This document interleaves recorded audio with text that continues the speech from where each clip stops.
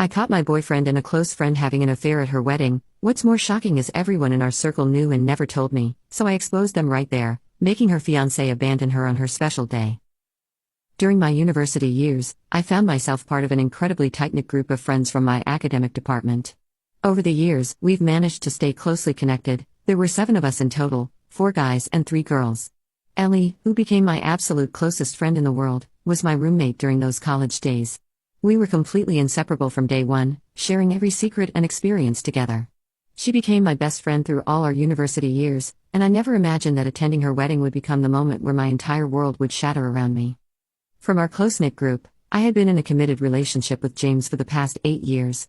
For context, James was actually the one who originally knew everyone in the group, but after we started dating, I naturally became integrated into their circle, and so did Ellie. Our relationship began during our second year. I was just 20 at the time, and over these 8 years, we've grown tremendously together, both as individuals and as a couple. Sure, we've encountered our share of difficult moments, but we always managed to work through them, or at least I thought we had. For the past year, I've been regularly bringing up the topic of marriage, but James consistently maintains that he just isn't ready for that step. I find this incredibly puzzling because we're both well established in our professional lives, and we've been sharing a home for the past 4 years. I genuinely can't understand why taking the next step seems like such an insurmountable challenge for him. While I deeply value my career and professional growth, I also envision building a family and settling down. James and I have been having increasingly frequent disagreements over this topic in recent months. He insists that I'm trying to rush things, which makes absolutely no sense considering we've been together for 8 years. He keeps suggesting that I need to focus more on my career development, which is equally baffling since I'm actually earning more than anyone else in our circle and have been successfully running my father's office supply company for the past 2 years. Many women manage to balance thriving careers with marriage and family life, and I feel more than prepared to do the same. His arguments against marriage seemed completely baseless to me, and I became increasingly convinced that he was simply avoiding commitment despite our 8 years together. This realization deeply hurt me, and we found ourselves arguing about it more and more frequently in recent months. Despite these ongoing issues in our relationship, we hadn't considered breaking up. Given how normal he acted otherwise, it never crossed my mind that he might be unfaithful. After our arguments, either he would apologize or I would, and we'd move forward, always finding our way back to each other. However, everything changed at Ellie's wedding. I discovered that James had likely been unfaithful for who knows how long, and the most painful part was learning that he had been involved with my best friend, the bride herself. I uncovered this devastating truth just days before when I caught them being intimate in my own car, of all places. Instead of confronting them immediately, I decided to take a more calculated approach. James and I had driven to the wedding venue hotel the day before the ceremony. We were supposed to attend the rehearsal dinner that evening, but I was exhausted from traveling and dealing with one of my recurring migraines, so I opted to skip it. Later that night, my migraine worsened, and since I'd forgotten my medication while packing, I needed to go purchase some. That's how I ended up in the parking lot, and that's where I witnessed them together. I stood there for maybe 45 seconds, frozen in shock, before quietly turning away. They were so engrossed in each other that they didn't notice me. After the rehearsal dinner had ended, I went to confide in another friend, hoping for some comfort and support, and perhaps to find the courage to confront both Ellie and James. Instead, I overheard our entire group in the room, already discussing them. Not only were they talking about the situation, but they were actually laughing about how oblivious I was to everything. They had known all along and had been covering for them both. Rachel, our other close friend, was joking about how they were bound to get caught eventually with all their risky behavior, even during the wedding preparations. She mentioned they had been together at the engagement party when I'd left early with another migraine. Everyone found this highly amusing, treating my pain and betrayal as some kind of entertaining gossip.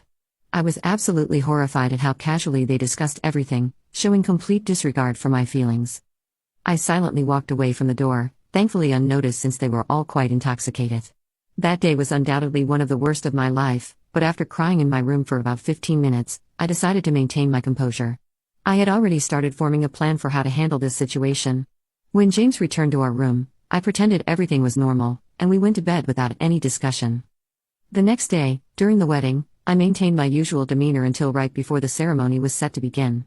In front of all the guests, I announced that I wanted to make a speech in honor of my friend.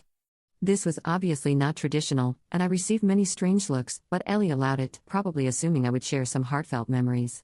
This proved to be a massive mistake on her part, as I proceeded to reveal everything I had witnessed the previous evening and what I had overheard our friends discussing. The group finally showed some shame at that point, but I wasn't particularly concerned about them. I was focused on James and Ellie's reactions to my revelations. Of course, they tried to stop me. James, being right next to me, attempted to make me sit down and be quiet, as if that would help their situation. Ellie completely lost her composure and started accusing me of being jealous, claiming I was trying to ruin her wedding because I was bitter about James not proposing to me. Her defensive reaction was so exaggerated that her fiance actually believed my words and walked away from the ceremony. When Ellie realized she had been left at the altar, she ran after him, and everything descended into chaos. I couldn't care less about the pandemonium. I simply pushed James away, went to the parking lot where I had already hidden my packed bags, and drove home.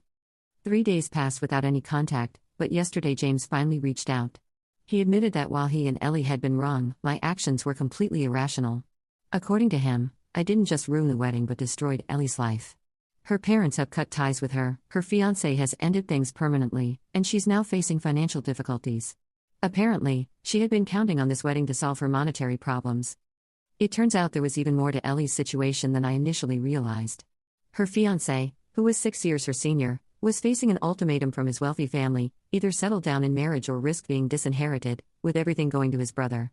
He wasn't genuinely interested in marriage but was searching for someone who'd agree to an unconventional arrangement. That's when he encountered Ellie on the dating app, and they devised a plan that seemingly benefited them both. Ellie herself wasn't particularly eager to marry, but her circumstances were complicated. She'd been unemployed for about a year, jumping between various jobs but never finding anything that held her interest beyond a few months. Her primary goal was to secure her future through marriage to someone wealthy, and her fiancé's family certainly fit that criterion. After a few dates, they realized they could solve each other's problems through this arrangement. Everything was proceeding according to their plan until my revelations at the wedding. Their families had no knowledge of their private arrangement, and once I exposed everything, her fiancé had no choice but to walk away. His family would never accept someone involved in such a scandal, especially after the public humiliation in front of their social circle. Their convenient arrangement crumbled completely. The aftermath has been particularly difficult for Ellie.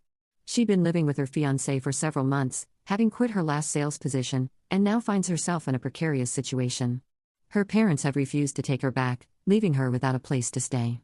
Given her limited qualifications, finding meaningful employment won't be easy, and she's likely facing significant financial challenges. James keeps insisting that I ruined Ellie's life through my insensitive actions, suggesting I should have confronted them privately instead of creating such a public spectacle. Even our former friends have distanced themselves from both James and Ellie. While James expects me to feel remorseful about the situation, I honestly don't feel particularly bad for Ellie.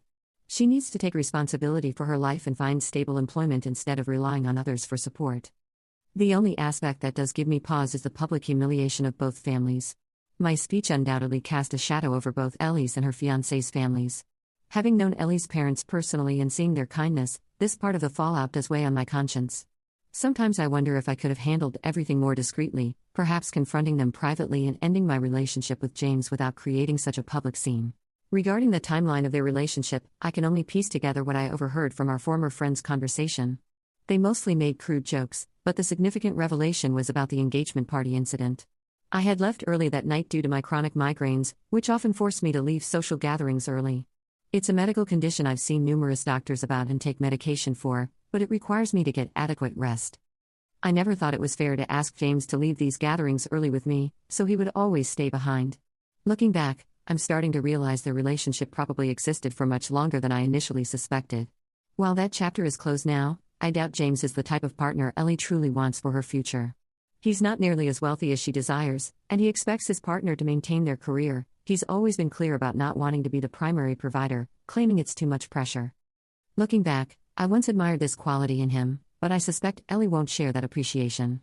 Furthermore, I don't think James will be able to handle Ellie's dramatic tendencies long term. That's their problem now, though. After giving it some thought over the past 2 days, I haven't responded to James's message about Ellie's situation. I don't feel the need to apologize. I reacted to a betrayal, and if that had negative consequences for others, that's not my responsibility. While Ellie's parents might be hurt, I can't bring myself to feel too sorry about it. Despite her parents being good people, Ellie's actions revealed her true character. I did message James, but only to tell him to collect his belongings. I can't stand seeing his things in my house anymore, so I've packed everything into boxes. He's the only person I haven't blocked yet, simply because I need to coordinate this final task. Once that's done, he'll be blocked like the others. Ellie was the first to go. Now that some time has passed, the emotional impact is really hitting me. The betrayal runs deep, not just from my boyfriend and best friend, but from an entire group I considered family. Thankfully, My actual family has been incredibly supportive, checking on me regularly and ensuring I'm taking care of myself. Their presence has been invaluable during this difficult time. 9 days after everything happened, James texted about collecting his things. I agreed, expecting a quick exchange, but when he arrived, he asked to look through the house for anything I might have missed. Though skeptical about letting him in, I agreed to get this over with in one visit. When I let him into the house, James gathered a few additional items I'd missed during my packing. Instead of leaving promptly, though, he lingered in the living room, creating an uncomfortable atmosphere. When I finally asked about his departure, he expressed wanting to talk things through, suggesting that enough time had passed for a rational discussion. This was infuriating. He spoke as if years had elapsed when it hadn't even been 2 weeks since his betrayal was exposed. I reminded him firmly that he was only welcome to collect his belongings, nothing more. His response was shocking. He suggested that while he had been unfaithful, I wasn't perfect either, implying some shared responsibility for his actions. Though I'd maintained composure until then, this accusation made me lose my temper completely. The audacity of suggesting I had somehow driven him to betray me with my best friend was beyond belief. He then brought up our previous issues about marriage and settling down, twisting it to paint himself as the victim. According to him, he wasn't ready for commitment because he needed to live his life before marriage and family. He claimed that spending 8 years focused on our relationship had left him unsure of his own identity, somehow making this my fault. His argument was absurd. If he had such profound issues with commitment after 8 years, we could have either worked through it together or ended things cleanly. Instead, he chose to betray me while keeping me as a backup option. The conversation became increasingly heated as he continued defending himself, claiming he was under stress and that Ellie understood him in ways I never did. Despite my repeated requests for him to leave, he persisted, insisting I needed to acknowledge my own toxic behavior. I was so agitated that calling authorities didn't even cross my mind. Finally, in complete exhaustion, I simply opened the door and stood beside it silently while he continued his senseless justifications. When he finally left, he couldn't resist one last jab, saying it takes 2 people to ruin a relationship. I agreed mentally, it took him and Ellie, but kept that thought to myself, lacking the energy for further argument. After he left, I focused on calming down. His inability to admit wrongdoing, which I once found endearing, now revealed itself as a major character flaw. Following this encounter, I blocked him immediately and began focusing on personal growth. I increased my gym attendance for stress relief and started journaling. I knew recovery would take time. An 8-year relationship leaves its mark, regardless of how it ends. My goal became ensuring these scars wouldn't define my future. 2 years have passed since then, and I'm finally ready to share how things turned out. Professionally, I'm thriving more than ever, and I've become passionate about fitness. I've had zero contact with my former college friends and honestly don't care about their lives anymore. My family has remained my strongest support system, and I've cultivated a smaller but more genuine circle of friends from work and school. Recently, I've started dating again. It took over a year to feel ready, still processing the trauma from my previous relationship. Then, at a friend's birthday party, I met someone special, my friend's cousin. He's incredibly kind and understanding, and we connected instantly. I've been completely honest about my past, and he respects my need to take things slowly. He's even expressed willingness to wait, saying I seem perfect for him. Importantly, we share the same views on marriage and family. Ironically, I'm in a much better place than James and Ellie, who actually got married months after my last update but divorced within a year. I heard this through the grapevine from a gossipy college acquaintance. While I can't pretend to feel sympathy for them, I hope they've learned something from this experience, though given their character, that might be optimistic. Looking back, I can honestly say I've moved past everything that happened. I'm genuinely happy now, focused on my own growth and future, with someone who shares my values and respects me. Sometimes the best revenge is simply living well and finding true happiness on your own terms.